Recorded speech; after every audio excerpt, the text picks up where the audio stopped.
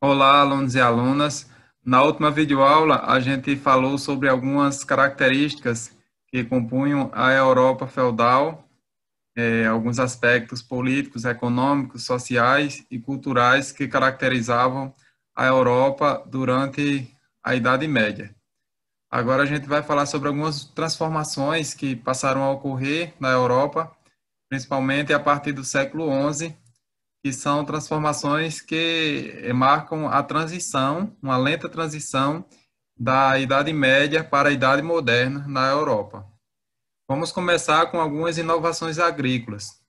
A partir do século XI, a Europa medieval passou por profundas transformações, iniciadas principalmente com o desenvolvimento de novas técnicas agrícolas, que aumentaram a produção de alimentos. Então, essas novas técnicas foram importantes porque aumentaram a produção de alimentos e, como consequência, aumentaram a população também. Aqui, primeira técnica, a rotação trienal de culturas. Então, a rotação trienal funcionava assim. Imagine que a gente tinha esse campo, a gente dividia ele em três partes. E aí, numa parte, a gente plantava um produto, noutra parte, plantava outro. E na outra parte, ficava sem plantar nada, que era para o terreno ficar em descanso. E nesse terreno que ficava em descanso, muitas vezes era usado como pastagens, então o gado ele ia adubando a terra naturalmente, né, através do esterco do gado, que ficava lá pastando. E assim fazia. E quando era no outro ano, aí mudava. Aí esse campo, um exemplo, ficava sem plantar, aí mudava as plantações e assim ia mudando. De 3 em 3 anos, fazia esse ciclo. Esta rotação trienal de culturas tinha a importância de o solo não perder a sua adubação, a sua fertilidade, e também eles conseguiam 2 colheitas por ano. O arado de ferro também, então aqui tem o exemplo do arado de ferro, chamado de charrua, foi uma das inovações importantes deste período, porque possibilitou cavar mais fundo a terra e misturar mais a adubação do solo. Então, isso proporcionou melhores colheitas. Outra coisa importante era o atrelamento dos animais, dos cavalos e dos bois, que antes eram atrelados pelo pescoço, então isso sufocava um pouco o animal e diminuía a sua força, porque se o animal fazia muita força, ele ficava sufocado. Esses animais passaram a ser atrelados pelo peito, né, ou pelo dorso, né? Então, aí eles passaram a ter uma maior resistência. E as consequências disso, a primeira consequência foi justamente o aumento na produção de alimentos, a diversificação dessa produção de alimentos também. Então, houve, em consequência, um aumento da população. O aumento populacional foi uma das consequências, o aumento da expectativa de vida das pessoas, as pessoas passaram a viver mais. Então, vamos falar sobre outra mudança que é importante também, que é o revigoramento comercial e urbano. A gente estudou, quando estudamos as características da Idade Média, estudamos que a principal atividade econômica da Idade Média era a agricultura. E a Idade Média era um período em que a vida girava em torno do campo, né, da zona rural. Então, as cidades ainda existiam, o comércio também existia ainda, porém era mais restrito, né? Na Europa feudal, os senhorios tendiam a produzir quase todos os artigos necessários à sobrevivência dos moradores. Assim, a princípio, o comércio era uma atividade secundária, ou seja, o comércio não tinha tanta importância, não acontecia com muita frequência. Por isso, o mar Mediterrâneo, que foi essencial para o comércio entre o Ocidente e o Oriente na Antiguidade, perdeu certa importância. E nesse contexto de inovações técnicas no campo e o aumento da população, então, proporcionou a migração dessas pessoas para as cidades, porque houve um excedente de mão de obra, ou seja, existiam muitas pessoas precisando trabalhar, e como já não existia mais onde trabalhar no campo, devido a esse aumento dessa população, essas pessoas se deslocaram para as cidades em busca de outras atividades. E também a produção O aumento da produção no campo gerou também um comércio entre o campo e a cidade. Surgem novas atividades nas cidades, a produção de tecidos, artesanato e a construção civil e o comércio, né? Então, passa a existir também o uso de moedas nas transações comerciais, que antes não existia o uso de moedas lá na Idade Média, não era necessário, tendo em vista que não existia tanto o comércio geralmente era feito de um produto por outro. E, nesse caso, acontece um crescimento urbano, que é um crescimento lento, não é? E, neste período, chega a 15% apenas das pessoas morando na cidade. Então, 85% das pessoas ainda moravam na zona rural, mas já há um crescimento aí das cidades. Já falamos do comércio, que houve o ressurgimento, então a expansão do comércio terrestre e marítimo. Esse comércio começa a ser feito com cada vez mais regularidade. Então, aqui a gente tem um mapa que mostra esse comércio. O comércio terrestre, através das feiras. Aqui neste mapa, as feiras estão marcadas com esse ponto vermelho. Então, a gente vê aqui várias feiras que eram realizadas anualmente. Então, eram feiras grandes que vinham pessoas de longe, né? Pessoas de regiões distantes para estas feiras. Geralmente eram realizadas anualmente, mas cada vez mais foram sendo realizadas com mais frequência. E os mercados públicos eram semanalmente. O comércio marítimo, ele se estendeu, né, nos eixos Mediterrâneo e Nórdico, então a gente vê novamente, né, o mar Mediterrâneo ganhando importância aí no comércio. Aqui está o mapa aqui, o do mar Mediterrâneo. Vamos ver que isso aqui tudo isso é a Europa, né? Essa região aqui são as terras, e essa parte em azul, o mar Mediterrâneo. Então, o eixo Mediterrâneo, que envolveu o mar Mediterrâneo, os mares Egeu e o Mar Negro também. Eram muito dominados pelos comerciantes, os mercadores de Gênova e Veneza. E o eixo nórdico, que pegava aqui o Mar do Norte aqui, o Canal da Mancha, essa parte aqui, né? O Mar Báltico. Então, toda essa região aqui. E com o ressurgimento do comércio, passou a ser importante a atuação dos cambistas. Isso porque, na Europa medieval, cada feudo tinha uma moeda diferente. Então, era preciso existir os cambistas para fazer a troca das moedas. Então, quando chegava num determinado feudo, existiam pessoas especializadas em analisar aquelas moedas e fazer a conversão dos valores daquelas moedas, dos diferentes feudos. Estas pessoas eram os cambistas. E com o tempo, com o volume de dinheiro, para não ficar transportando muito dinheiro de um lugar para outro, esses cambistas passaram a emitir documentos chamados de letras de câmbio, e eles depois eram trocados por dinheiro. E aí já é o início da atividade dos banqueiros. A atividade bancária tem início justamente aí na Idade Média com a atuação dos cambistas. Nas cidades também, uma atividade muito importante foi o artesanato. O artesanato não deixou de ser praticado na Idade Média, então o artesanato rural, lá na Idade Média, no início da Idade Média, era enquanto os servos, os camponeses estavam lá trabalhando na lavoura, em pequenas oficinas existiam artesãos, eles produziam alguns bens, utensílios, roupas, armas. Então, esses artesãos, eles produziam isso dentro dos senhorios. E existiam os artesãos também que eram ambulantes, e eles vinham de longe e às vezes ofereciam um serviço em troca de alguma moeda ou em troca de alimentos e abrigo. Só que com o ressurgimento das cidades, aí o artesanato ele se prolifera bastante, a cidade passa a ser um ambiente bastante propício ao desenvolvimento dessa atividade artesã. E nesse ambiente surge o mestre de ofício, que é a pessoa, o dono da oficina, e a pessoa que comanda, organiza o trabalho dos companheiros e dos aprendizes. Os companheiros, eles são pessoas que já aprenderam o ofício e eles trabalham recebendo um salário ou também em troca de alimentação, de vestuário e de moradia. E os aprendizes são garotos, né, de 10 a 12 anos, e eles estão aprendendo o ofício. Geralmente são pessoas da família do dono lá da oficina de artesanato. Aqui a gente tem uma imagem representando uma oficina aqui de artesanato de sapateiro, né?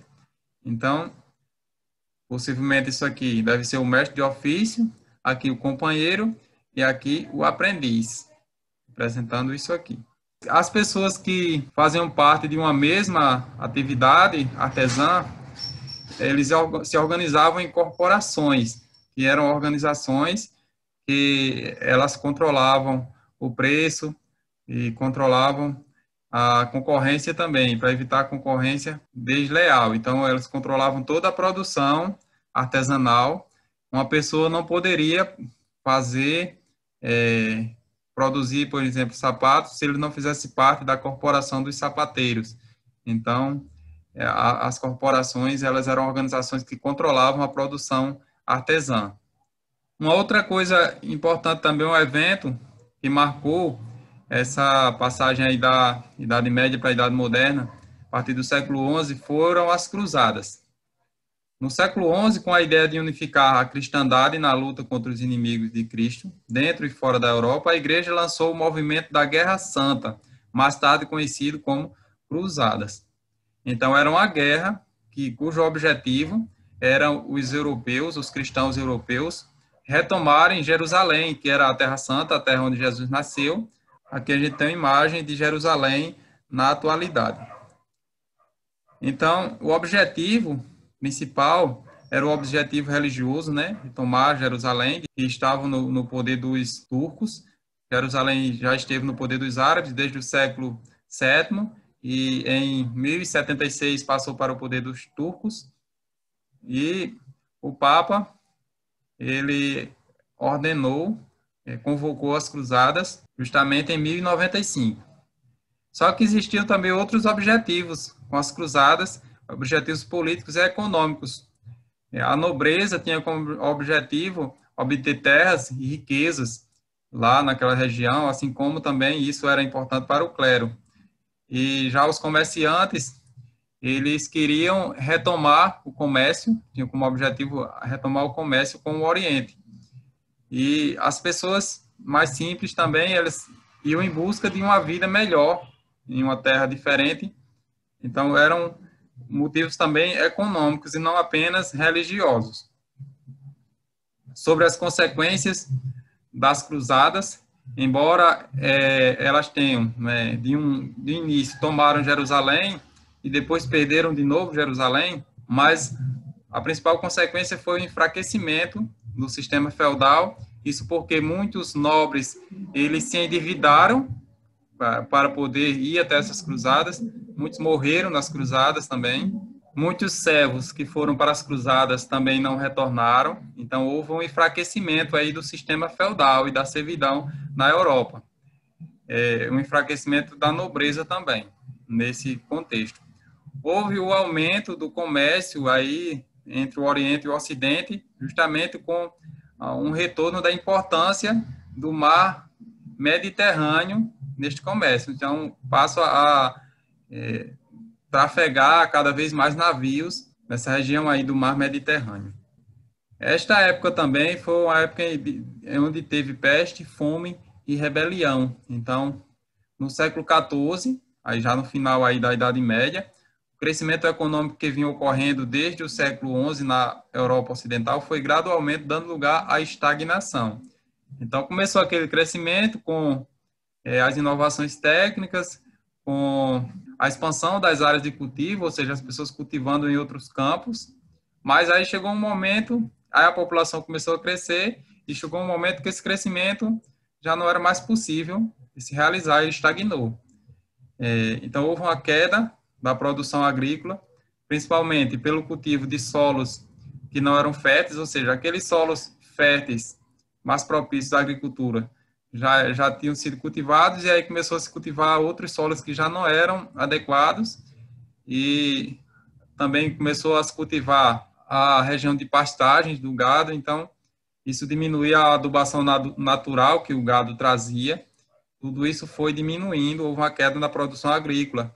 Essa queda também foi em decorrência de perdas da produção agrícola, decorrente de intensas chuvas. Então, tudo isso decorreu a queda da produção agrícola e o aumento dos preços dos alimentos.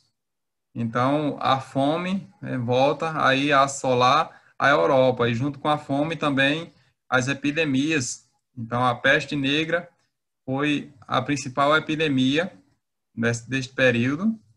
A peste negra, ela matou 1/3 da população da Europa entre os anos 1348 e 1352. Lembrando que as pessoas também já vinham morrendo com a fome, e a isso se associou também a peste negra. E diante de tudo isso, ocorrem também diversas revoltas, as revoltas populares. Então, isso quer dizer, os servos, as pessoas comuns, eles começaram a se rebelar e a se revoltar, não é isso? Então, aqui, esse quadro mostra aqui um exemplo de uma revolta Jacquerie. Então, veja aqui as pessoas, os populares atacando os nobres. Veja que o nobre está no cavalo e ele está de armadura. Então, só um nobre usaria esse tipo de vestimenta, armadura. Era representado do nobre.